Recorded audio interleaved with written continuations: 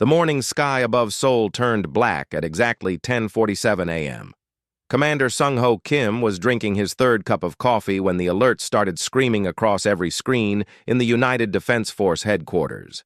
Outside his window, massive, shadows blocked out the sun. Ships, alien ships, each one the size of a city, hanging in the air like metal mountains. They appeared over every major city on Earth at the same moment. New York, London, Tokyo, Moscow, Cairo. The same impossible sight everywhere. "Sir, we're getting broadcasts," Lieutenant Una Park called from her station. Her hands shook as she worked the controls. "They're transmitting on every frequency. Radio, television, internet, even our military channels." The main screen flickered to life. The creature that appeared was tall and thin, with blue-gray skin and eyes like black glass. When it spoke, the words came out in perfect human languages, all at once, translated in real time. "People of Earth," the alien said. Its voice was calm, almost bored. "I am High Commander Morthak of the Velthari Empire. Your world has been selected for integration into our domain. You have 72 hours to surrender completely.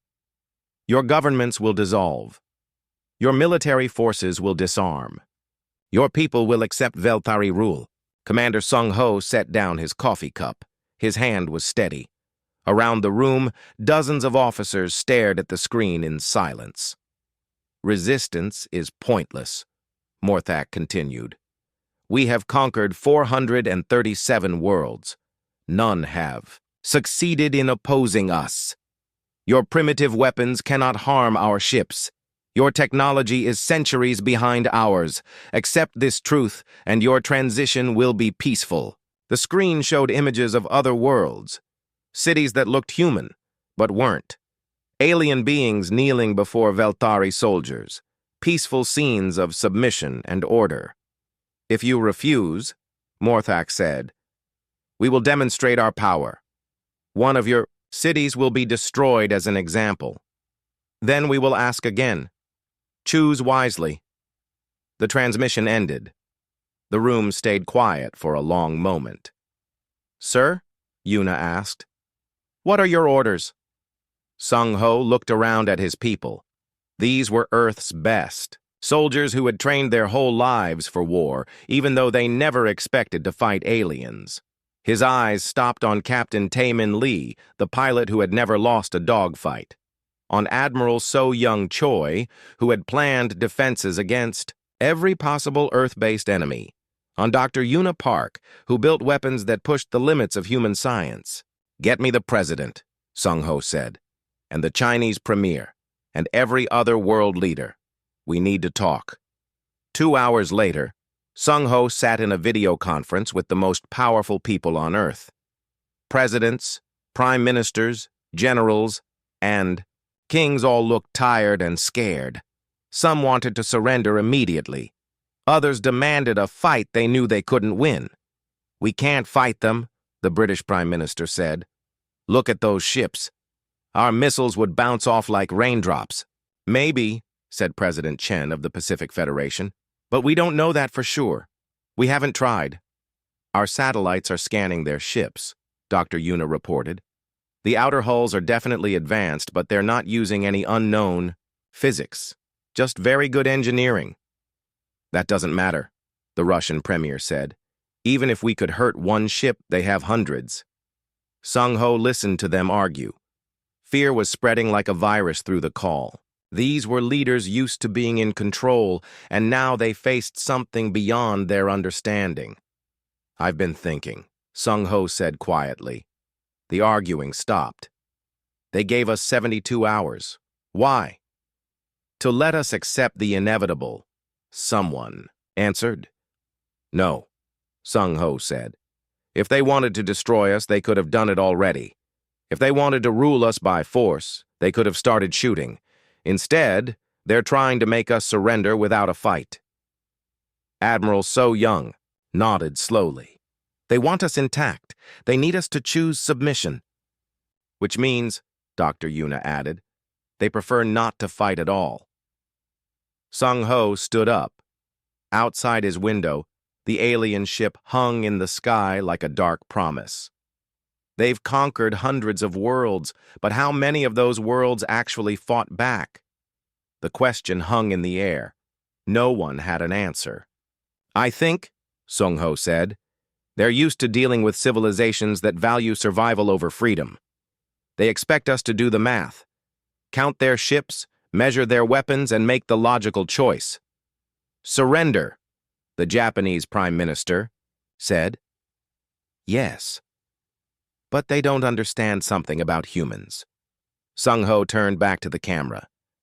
We're not logical when we're angry, and threatening to destroy our cities makes us very, very angry. President Martinez of the Americas Federation leaned forward. You're suggesting we fight? I'm suggesting we make them regret coming here. The debate continued for hours. In the end, the vote was closer than anyone expected. 34 nations voted to resist. 28 voted to surrender. The rest abstained. It was enough. Sung-ho spent the next day coordinating with military commanders around the world. They moved weapons, repositioned satellites, and prepared for a war they didn't know how to fight. The alien ships remained motionless, waiting. Captain Tae-min tested every fighter jet and space plane Earth had. None were designed for combat beyond the atmosphere, but his engineers worked frantically to adapt them. If we're going to die, he told his pilots, we're going to die flying. Dr. Yuna gathered every physicist and engineer she could find. They studied the alien ships through telescopes and sensors, looking for any weakness they could find. The ships were beautiful, she thought, elegant and efficient, like sculptures made by a civilization that had forgotten war was supposed to be ugly. On the final day, Morthak transmitted again. This time, he looked mildly annoyed. Your time is ending, humans. We have detected your military preparations. They are useless. Surrender now, and we will be merciful. Force us to act, and we will not be. This time, Earth answered. Commander Sung-ho stood in front of cameras broadcasting to the alien fleet and to every human on Earth. He had not slept in 3 days. His uniform was wrinkled, and his eyes were red with exhaustion.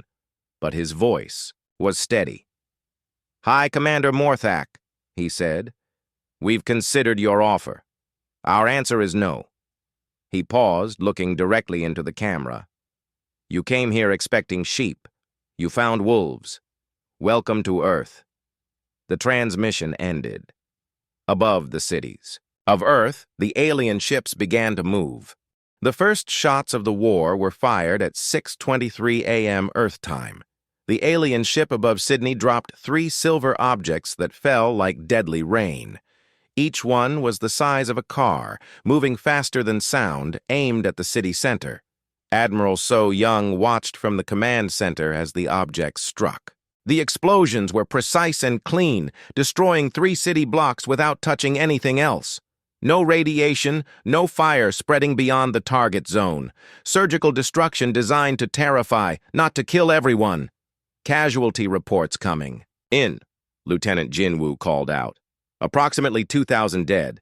They hit an office district during morning rush hour. So Young's jaw tightened. The aliens had chosen their target well. Enough death to make a point, but not enough to make surrender impossible. They wanted Earth scared, not broken. Morthak's voice filled every screen and speaker on the planet 30 minutes later. This is your demonstration, he said. His tone remained calm, almost gentle. Your city of Sydney has experienced a minor correction. We can do this to every city on your world in a single hour. Surrender now, and no more of your people need to die. In Seoul, Commander Sung-ho stared at images of the smoking crater where Sydney's financial district used to be. Around him, his staff waited for orders. Some looked afraid. Others looked angry. All of them looked to him.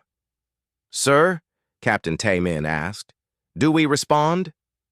Sung-ho thought about the families who had died in Sydney, about the message the aliens were trying to send. About the choice between living on their knees or dying on their feet. Yes, he said. We respond. 3 hours later, Captain Taman led 12 fighters up from Osan Air Base. The jets were modified F-35s, their engines pushed beyond safe limits, their weapons systems jury-rigged with experimental railguns that Dr. Yuna's team had built in 2 days. The alien ship above Seoul was beautiful. Taman could see that even through his rage. It curved like a blade, its hull reflecting sunlight in patterns that hurt to look at. Energy barriers shimmered around it like heat waves. "Dragon Squadron, this is Dragon Leader," Taman said into his radio. "Target is the smallest ship in the formation. Remember, we're not trying to win today. We're trying to learn." The fighters climbed higher than they had ever gone before. The air got thin, then disappeared completely. Their engines screamed in protest, running on internal oxygen and pure determination. "Dragon Leader, I'm getting target lock," called Dragon.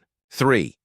Lieutenant Min-jae was young, barely 22, but he could fly anything with wings.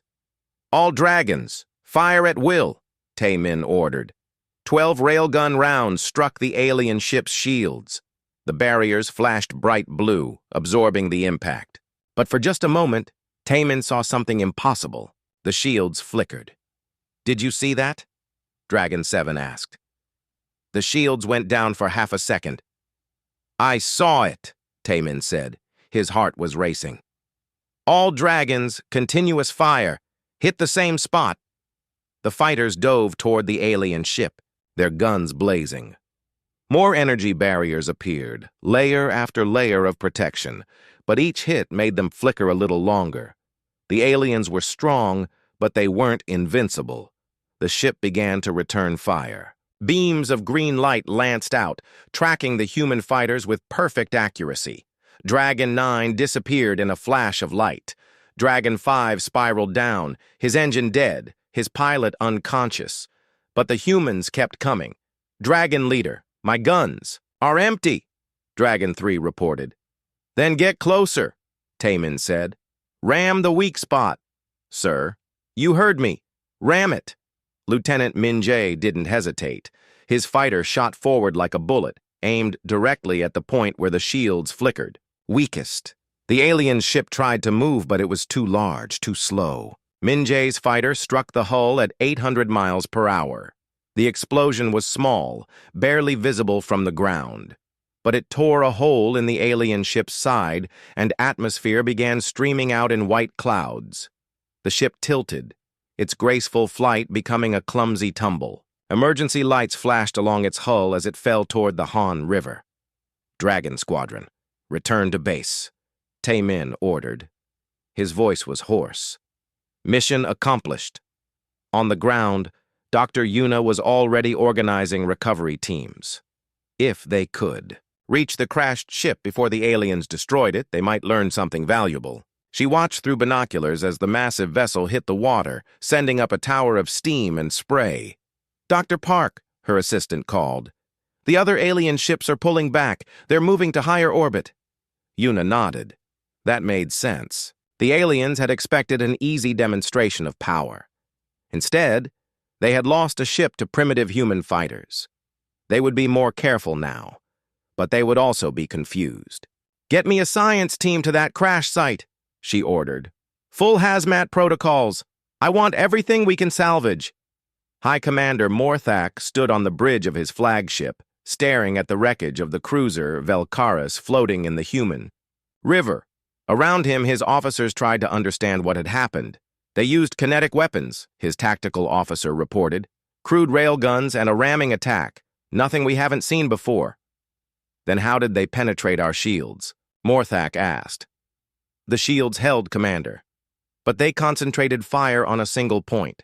The generators overloaded for 0.3 seconds during the recharge cycle." Morthak studied the data. The humans had found a weakness that no other species had ever exploited. Not because the weakness didn't exist, but because no other species had been desperate enough to try a suicide attack. "The ramming pilot," he said. "Did he survive?" "No, Commander. The human fighter was destroyed on impact." Morthak thought about that. The pilot had known he would die, but he had done it anyway. In 400 conquests, Morthak had never seen anything like it. "Sir," his communications officer said, "the humans are broadcasting again." The main screen showed Commander Sung-Ho standing in what looked like a war room. Behind him, humans in military uniforms worked at computers and communication stations. The human leader looked tired but determined. "Hi, Commander Morthak," Sung-Ho said. "We received your demonstration. Here is ours." The screen switched to footage of the alien ship's crash, the massive vessel breaking apart as it hit the water, the rescue teams pulling alien survivors from the wreckage. "Your ship is down," Sung-Ho continued. "Your crew is captured, your technology is being studied, and this is just the beginning." The humans' eyes were cold as winter. "You wanted to know what humans do when threatened. Now you know. We don't surrender. We don't negotiate. We adapt, we learn, and we fight back. Every day you stay here, we get stronger. Every battle you win costs you more than you can afford to lose." Sung-Ho leaned closer to the camera. "Leave now, while you still can, because if you stay, we will destroy you. All of you. That's not a threat, Commander. That's a promise." The transmission ended. On the bridge of the Velthari flagship, Morthak stared at the blank screen. In his long career, he had received thousands of surrender offers. He had heard desperate pleas and angry threats, but he had never heard anything like the cold certainty in the human commander's voice. "Sir?" his tactical officer asked. "Orders?" Morthak thought about the pilot who had died to bring down one ship, about the humans already studying Velthari technology, about species that chose death over submission. "Send a message to High Command," he said finally. "Request reinforcements." "How many ships, sir?" Morthak looked at the planet below, where 9 billion humans waited for his next move, all of them. 3 months after the first battle, the war had changed everything. The crashed alien ship in the Han River had become humanity's greatest treasure. Dr. Yuna Park worked 18 hours a day in the makeshift laboratories built around the wreckage, pulling apart alien technology piece by piece. "The power systems are incredible," she told Commander Sung-Ho during their daily briefing. Her eyes were red from exhaustion, but she couldn't stop working. "They use controlled fusion in chambers, smaller than my fist, and their materials science is centuries ahead of ours." "Can we copy it?" Sung-Ho asked. "Some of it. The fusion reactors are too complex, but we've figured out their shield generators. Engineer Dongwu has been adapting them for our fighters." Dongwu Han looked up from his workbench. Around him, pieces of alien technology mixed with human electronics in configurations that would have seemed impossible 4 months ago. "The shields work differently than we expected," he said. "They don't stop projectiles. They absorb energy and redirect it." "Which means?" Admiral So Young asked. "Kinetic weapons still work. Bullets, missiles, anything that hits physically instead of using energy. That's why our railguns could punch through." Sung-Ho nodded. It explained why the aliens had been surprised by the fighter attack. Most advanced civilizations probably used energy weapons exclusively. Only humans were primitive enough to still rely on throwing things very fast. "What about their weapons?" he asked. Dr. Yuna activated a holographic display showing the green energy beams that had destroyed Dragon 9. "Plasma containment fields accelerated by magnetic coils. Very efficient, very deadly. But they require a lot of power, and they're designed for precision strikes." "Not for fighting swarms of small targets," Dongwu added. "Their ships are built to fight other big ships in organized formations. They're not designed for chaos." Admiral So Young smiled grimly. "Then let's give them chaos." The conversation was interrupted by Lieutenant Ji-Won Park, Dr. Yuna's younger sister. She had been leading guerrilla operations in the mountains around Seoul, using captured alien equipment to hit supply drops and scout ships. "Commander," she said, out of breath, from running. "We just took down another transport. but this one was carrying something different. She opened a metal case filled with small, crystalline devices that glowed with internal light. Communication units, Dr. Yuna said immediately, but they're not just radios. Look at this quantum entanglement matrix.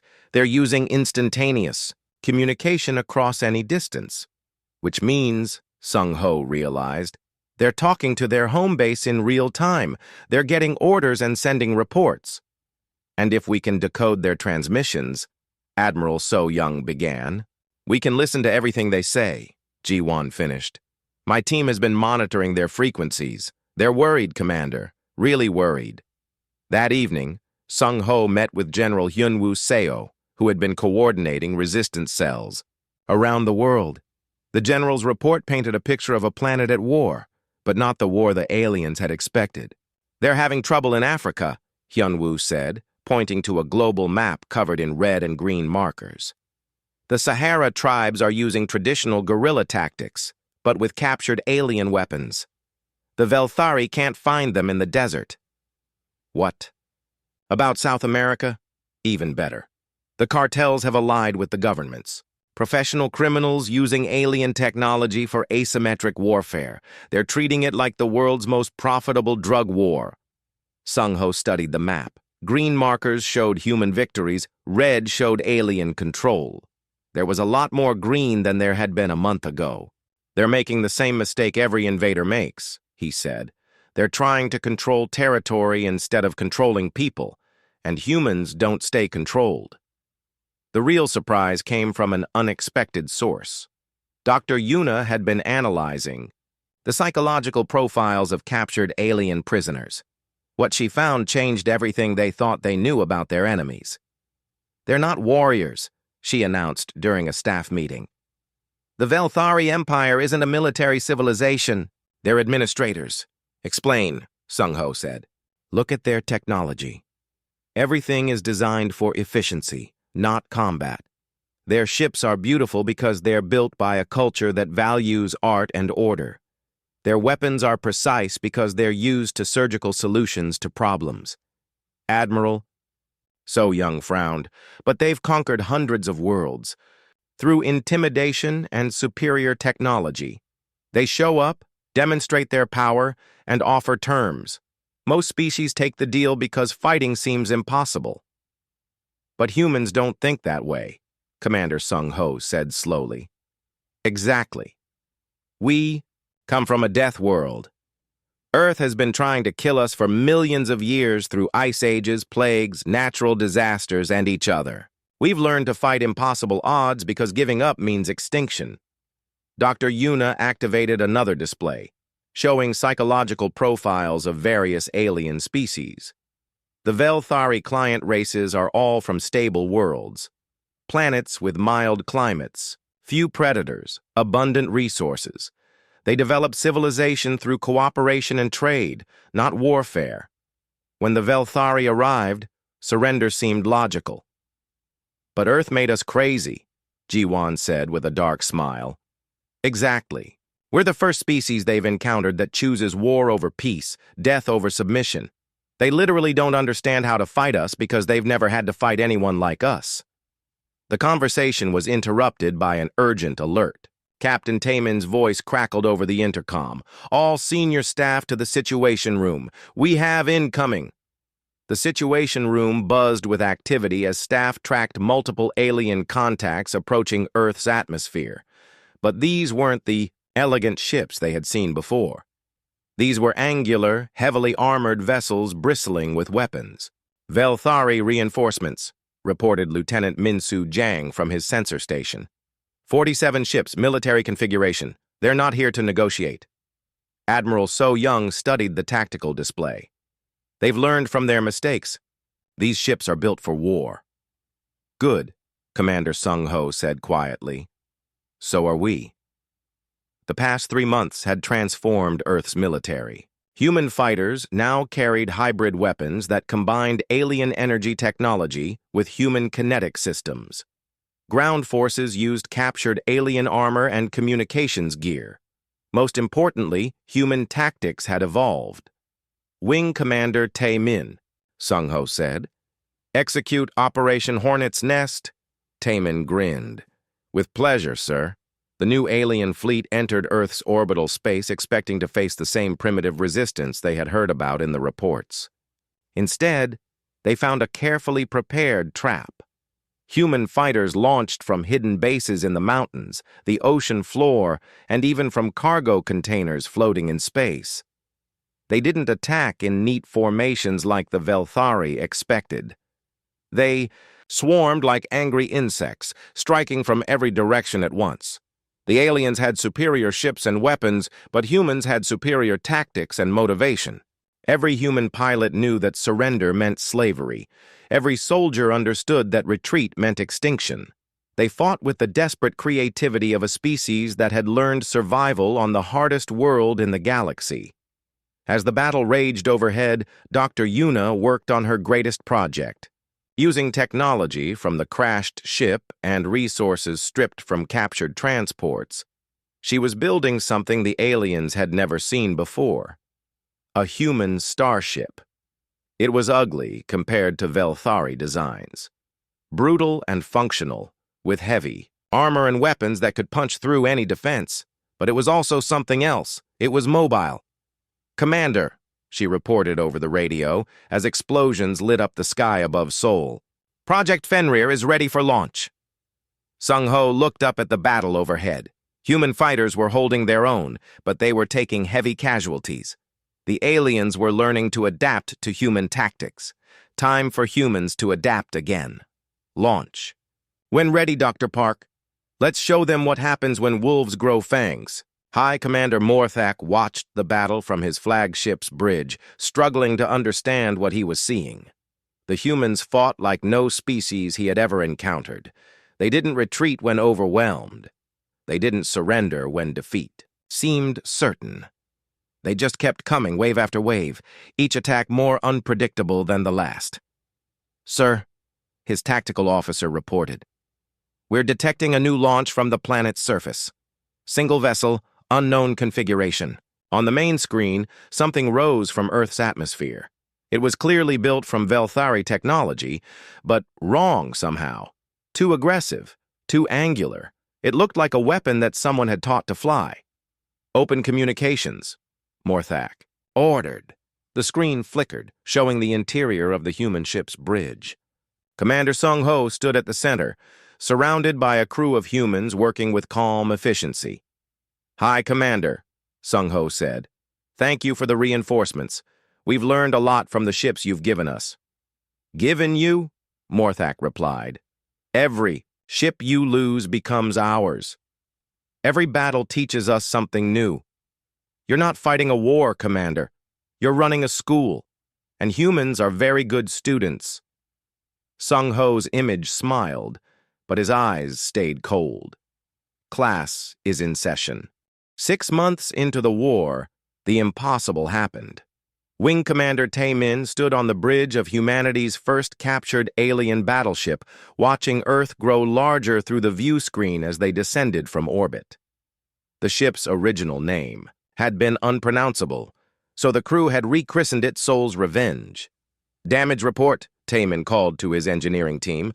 "Hull breaches sealed on decks 7 through 12, reported Chief Engineer Dong-woo. "Alien crew quarters have been converted to human specifications. The quantum drives are operating at 93% efficiency. It had taken 4 hours of brutal ship-to-ship combat to capture the vessel. The Velthari crew had fought harder than usual, as if they finally understood what was at stake. But humans had learned to fight in space the same way they fought on Earth, with overwhelming violence and absolute determination. "Commander Sung-ho to all ships," came the radio transmission. "Excellent work. Bring her home." As Seoul's Revenge entered Earth's atmosphere, crowds gathered in every city to watch humanity's prized descent. The massive alien warship, now flying human colors, was proof that the tide had turned. Earth was no longer defending itself. Earth was winning. Dr. Yuna Park had moved her operations to a facility built inside a captured alien transport ship. The combination of human engineering and alien technology had produced weapons and defenses that neither species could have created alone. She called it hybrid warfare, and it was giving the Velthari nightmares. "The new fighters are ready for testing," she told Admiral So Young during their evening briefing. "We've combined human maneuverability with alien shields and weapons. Each one is worth 3 of their standard interceptors." "What about the space platforms?" "Ahead of schedule. Commander Yu Jin has established orbital stations at the Lagrange points using captured alien construction equipment. We now have permanent human presence in space." Admiral So Young studied the reports with satisfaction. 6 months ago, humans had never fought in space. Now they were building military installations throughout the solar system. The learning curve was incredible, but it made sense.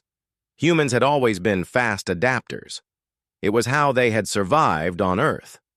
The real breakthrough came from an unexpected source. Specialist Min-Su Jiang had been working with captured alien computers, trying to understand their data networks. What he found changed everything. "Admiral," he said, bursting into the command center with a data pad, "I've cracked their military database. You need to see this." The information was staggering. Star charts showing the locations of every Velthari, colony, fleet positions and strengths, supply routes and manufacturing centers. Most importantly, communications with their high command. "They're scared," Min-Su explained. "The Velthari High Council is receiving reports from Earth, and they don't know what to make of them. No species has ever captured their ships before. No one has ever learned their technology this quickly." Admiral So Young read through the intercepted communications. The alien high command was arguing among themselves. Some wanted to send the entire fleet to crush Earth. Others wanted to abandon the conquest and pretend it never happened. "What's holding them back?" she asked. "Resources. This war is costing them more than any conquest in their history. They're designed for quick surrenders, not prolonged conflict. Their economy isn't built for total war." "But ours is," So Young realized. "Exactly. Every major human nation has switched to wartime production. We're making more weapons and ships than we can use, and we're doing it with their own technology."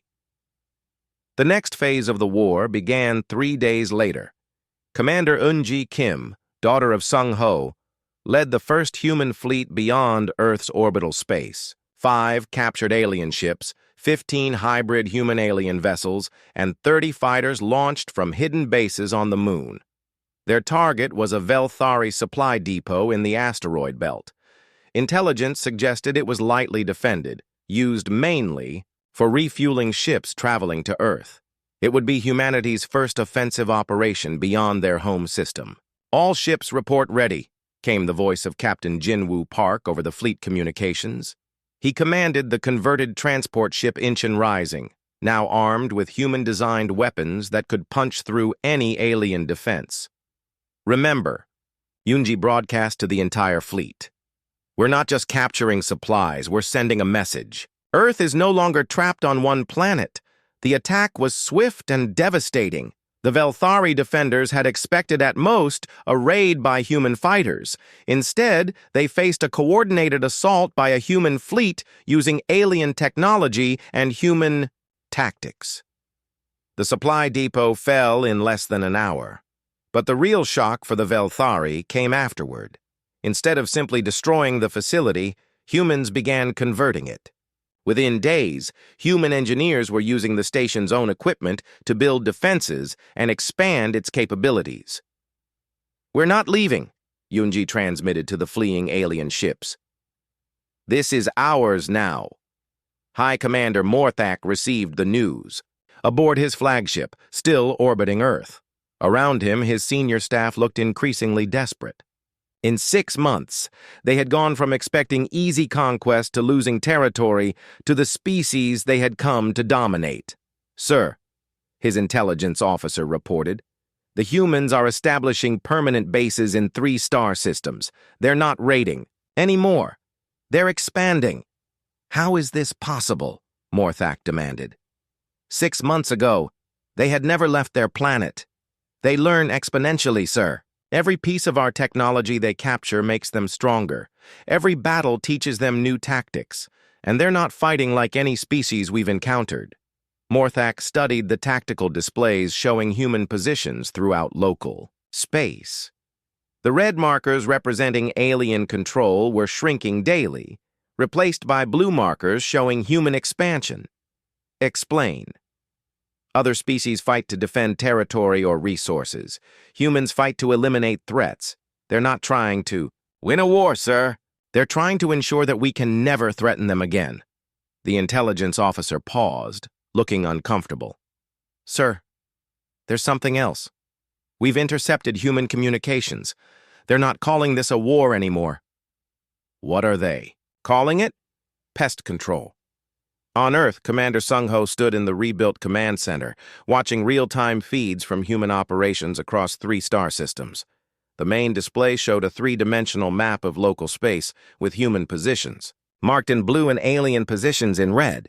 The blue was spreading like an infection. Status report, he requested. Fleet Alpha has secured the mining station at Wolf 359, reported Admiral So-Young. Fleet Beta is moving on the communication relay at Proxima Centauri, the asteroid belt. Facilities are fully operational and producing our own ships. Casualties? Light. The aliens are retreating faster than we expected. They seem to be regrouping at their main base in the Vega system. Sung-Ho nodded. It made sense. The Velthari had finally realized they were fighting a different kind of war than they had ever faced before. Humans didn't just want to win. They wanted to make sure their enemies could never threaten them again. Sir, Dr. Yuna's voice came over the intercom.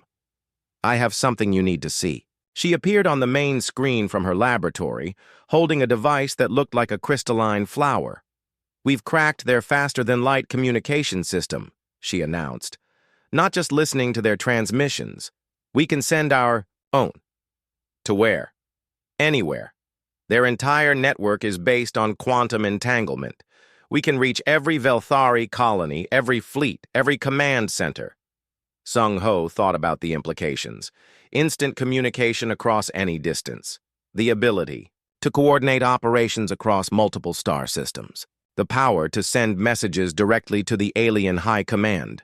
What do you recommend, Doctor? We send them an ultimatum. Not just to the fleets attacking Earth, but to their entire civilization. Admiral So-Young leaned forward. What kind of ultimatum? The same kind they gave us, Sung-Ho said quietly. Surrender or face the consequences. Sir, Captain Taemin's voice came over the radio from Sol's Revenge, now leading the defense of the outer solar system. We're detecting massive alien reinforcements approaching from the Vega system. Looks like their entire remaining fleet. Sung-Ho looked at the tactical display. Hundreds of red markers moving toward Earth's position. The aliens were committing everything to one final assault. How long until they arrive? 72 hours, sir. Sung-Ho smiled grimly. The same amount of time the aliens had given humanity to surrender at the beginning of the war. Dr. Park, he said, prepare the quantum transmitter. It's time to talk to their high command. What message should I send? Sung-Ho looked around the command center at the humans who had spent 6 months learning to fight in space. At the displays showing human ships patrolling star systems their species had never seen before. At the tactical maps showing an expanding sphere of human control. Tell them they have 72 hours to recall their fleets and withdraw from human space. If they refuse, we will consider it a declaration of total war against the human species. And then? Then we show them what total war really means. 1 year after first contact, Admiral So-Young Choi stood on the bridge of humanity's first dreadnought, watching an alien world burn. The planet below had been a Velthari colony for 300 years. Now it was a monument to what happened when you threatened Earth. Status report, she requested from her tactical officer. All orbital defenses destroyed, Lieutenant Park reported. Ground forces are surrendering sector by sector. The civilian population is requesting protection. Under human rules of war, So-Young nodded. Humans had learned to be efficient conquerors. Unlike the Velthari, who ruled through fear and submission, humans offered a simple choice. Join the growing human alliance or face complete destruction? Most chose to join. "Admiral," came a voice from the communications station. "We're receiving a transmission from Fleet Command. Commander Sung-Ho wants to speak with you." The main screen flickered to show the command center on Earth. Commander Sung-Ho looked older than he had a year ago, but his eyes burned with the same determination that had carried humanity through its darkest hour. "So young," he said. "Excellent. Work at Kepler 442. How are the colonists adapting?" "Better than expected, sir. The Velthari had been treating them as slaves for generations.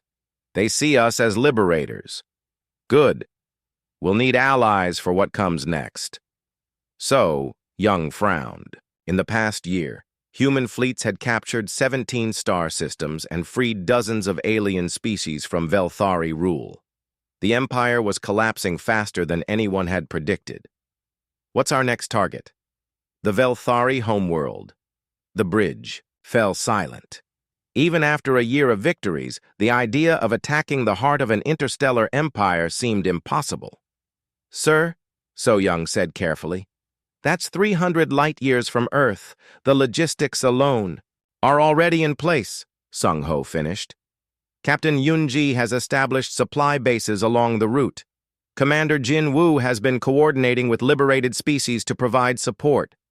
Dr. Yuna has built faster-than-light communication networks to coordinate the assault." He paused, looking directly at the camera. "So-Young, in 1 year we've gone from defending 1 planet to controlling 20 star systems. We've liberated millions of sentient beings and built the most powerful fleet in local space. The Velthari, High Council knows they can't win a conventional war against us. Then why attack their home world? Because they're planning something desperate. Our intelligence suggests they're developing a weapon that could sterilize Earth's biosphere. We can't let them finish it." The transmission ended, leaving So-Young staring at the alien world below. A year ago, she had been defending Earth's orbital space with primitive fighters.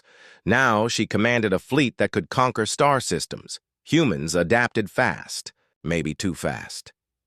3 days later, the largest human fleet ever assembled gathered at the edge of Velthari space. 147 ships, ranging from captured alien cruisers to purpose-built human dreadnoughts.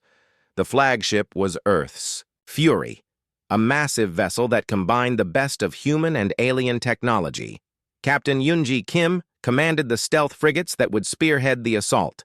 Her ships were invisible to most sensors, designed using technology reverse-engineered from captured Velthari scout vessels.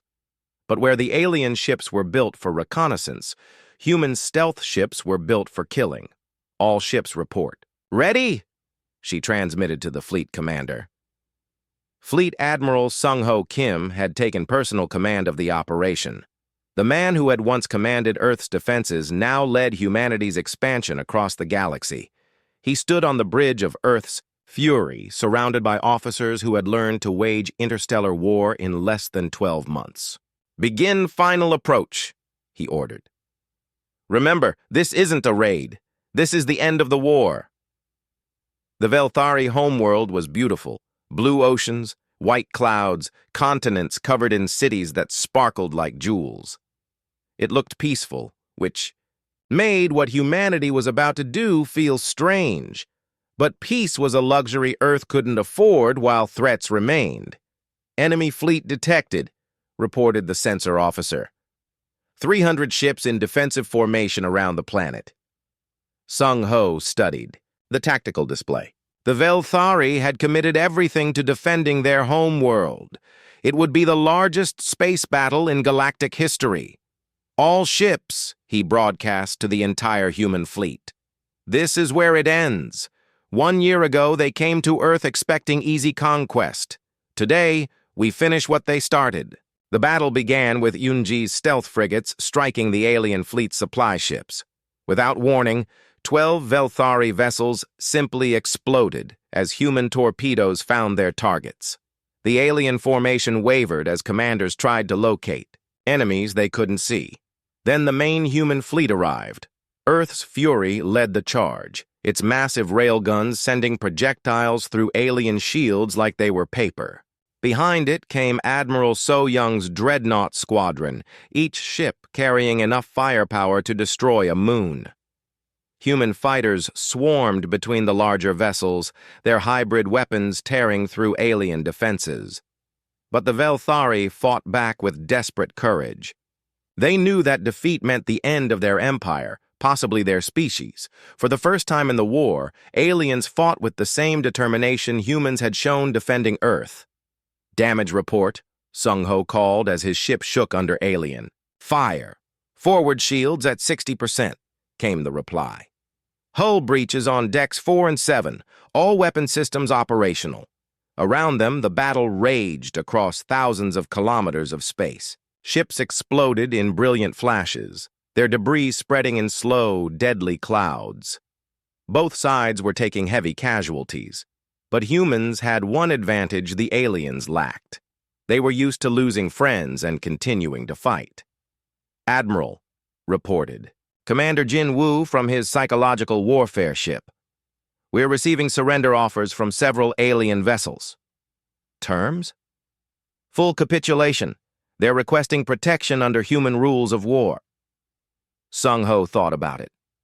Human rules of war were simple. Surrender completely and you lived. Fight to the death and you died.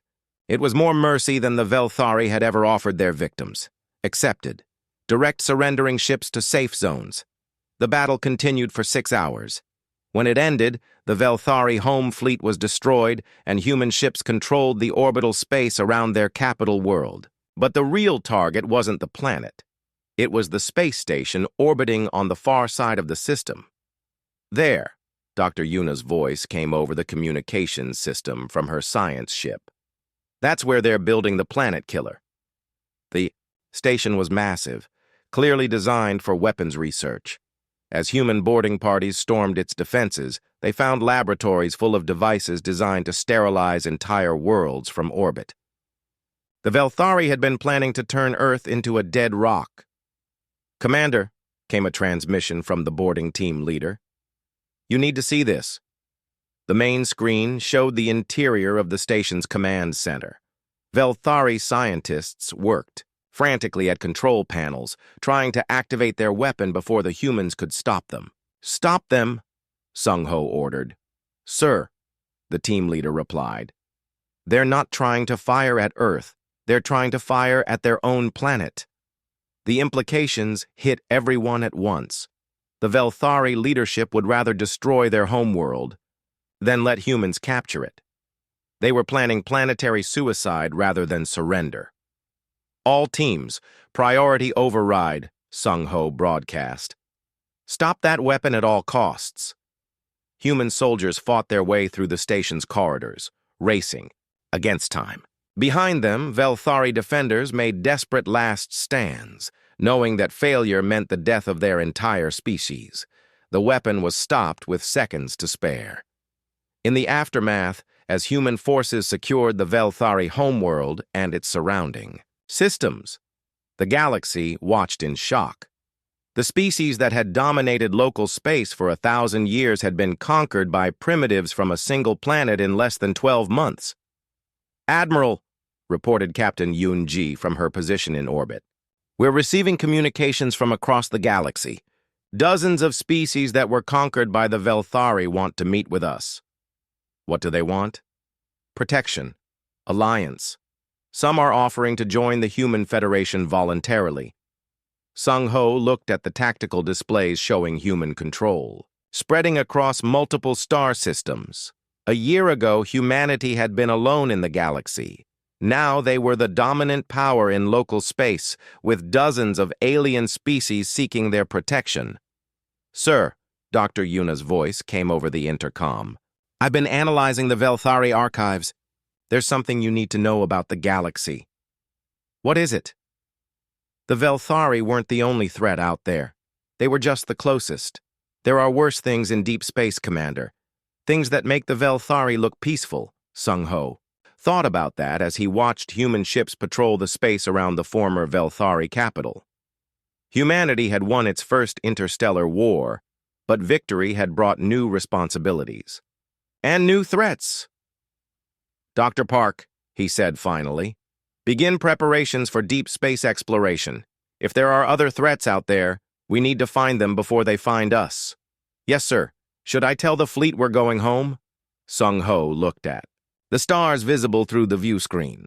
Earth was 300 light-years away, but it no longer felt like home. Home was wherever humans chose to plant their flag. "No," he said.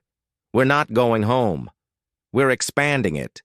2 years after the war began, Fleet Admiral Sung-ho Kim stood in the ruins of the Velthari High Council chambers.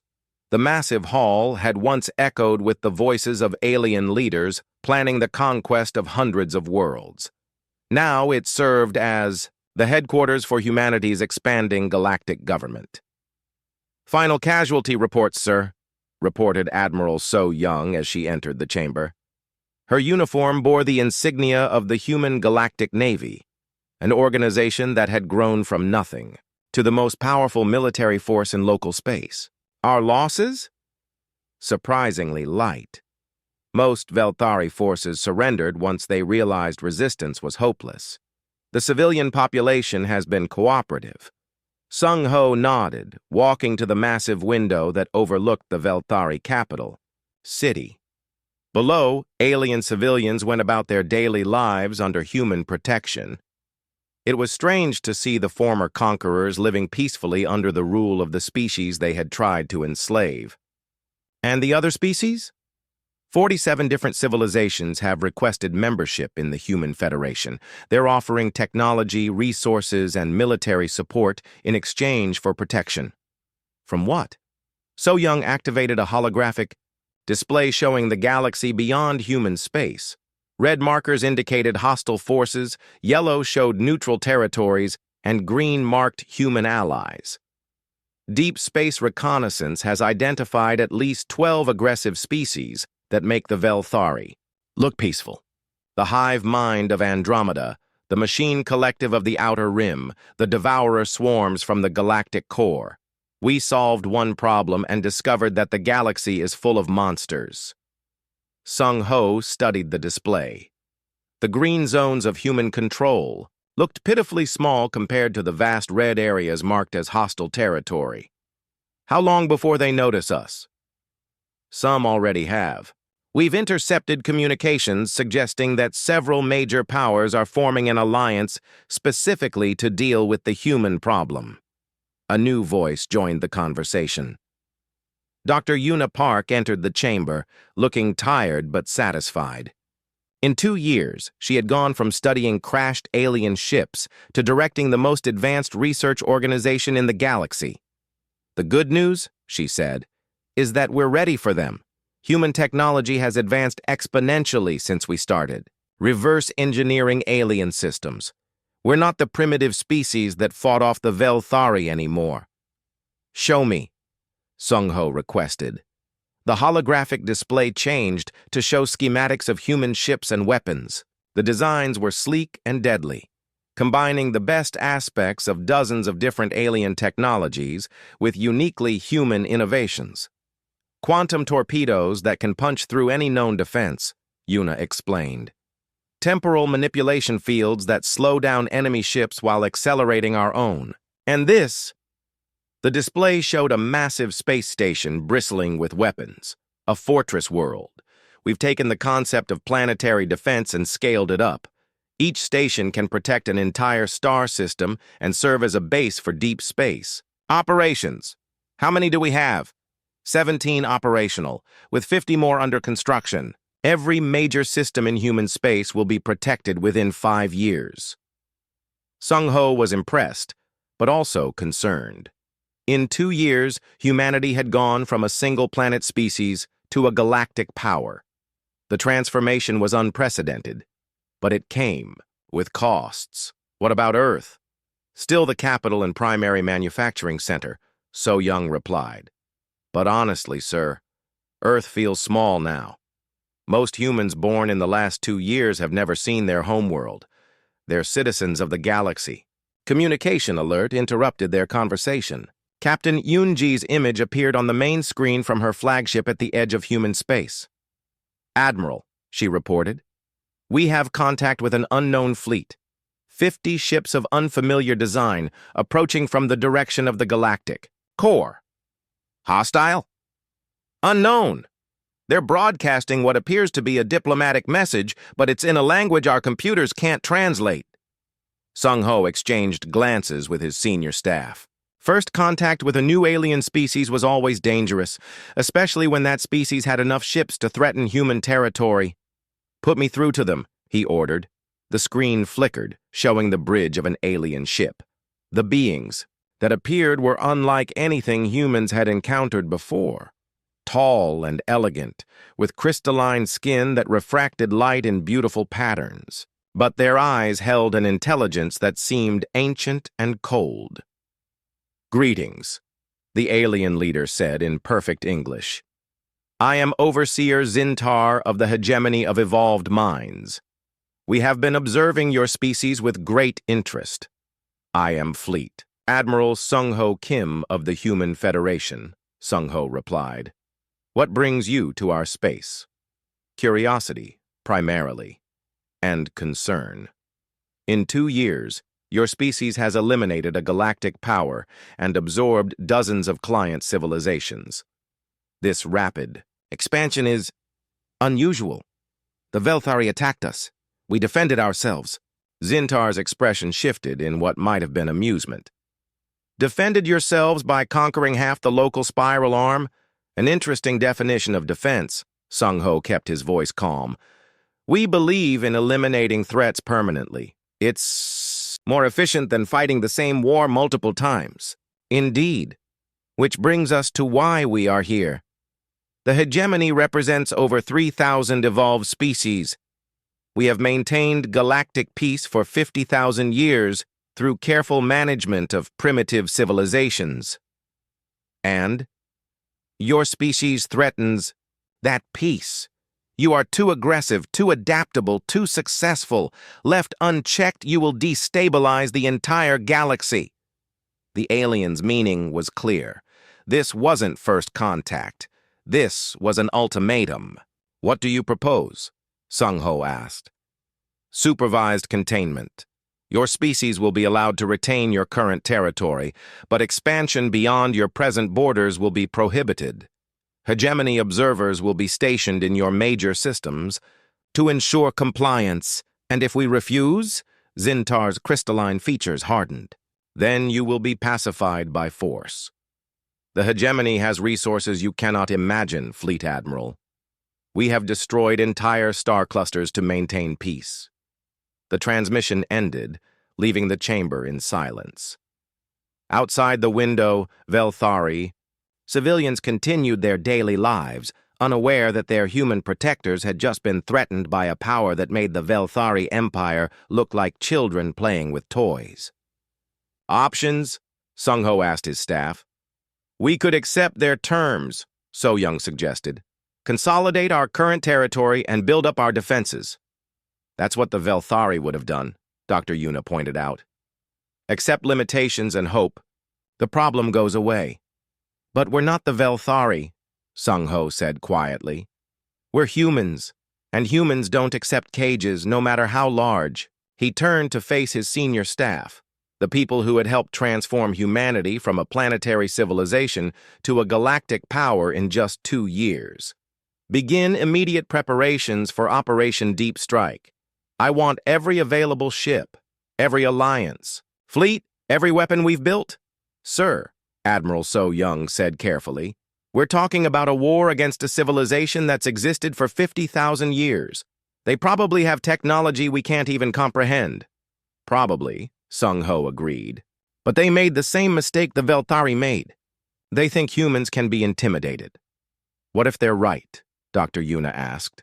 "What if we really are outmatched this time?" Sung-ho looked out at the stars beyond the Velthari homeworld. Somewhere out there, an ancient civilization was mobilizing to contain or destroy humanity. They had superior technology, vast resources, and 50,000 years of experience in galactic warfare, but they had never fought humans. Dr. Park, he said, send a message to Earth and every human colony. Full mobilization, all resources, maximum priority. What message should I send? Tell them the galaxy has given us a choice. Live in a cage or die free. He smiled grimly. Ask them which one they prefer. 3 hours later, the response came back from every human world, every colony, every station in space. The message was unanimous and simple. Death before dishonor. Admiral, Captain Yunji's voice came over the communications system. Long range, sensors are detecting massive hegemony fleet movements. Looks like they're not waiting for us to decide. How many ships? Preliminary count suggests over 10,000 vessels. Sir, this isn't a police action. This is a war of extermination. Sung Ho nodded. It made sense. The hegemony had probably dealt with dozens of aggressive species over the millennia. The solution was always the same. Overwhelming force followed by complete destruction. But the hegemony had never encountered a species that preferred total war to peaceful surrender. All fleets, Sung Ho broadcast to every human ship in the galaxy. This is Fleet Admiral Kim. 2 years ago, aliens came to Earth expecting easy conquest. Today, different aliens are making the same mistake. He paused, looking at the tactical. Displays showing thousands of human ships across dozens of star systems. They think we're just another primitive species that can be intimidated or destroyed. They're wrong. We are humanity. We survived the ice ages and the plagues. We colonized our solar system and conquered our first interstellar war. And now we're going to teach the galaxy what happens when you threaten Earth's children. The communication ended. Across human space, fleets began moving toward the edge of the galaxy, where ancient powers waited with weapons designed to sterilize star systems. The hegemony of evolved minds had maintained galactic peace for 50,000 years through. Careful.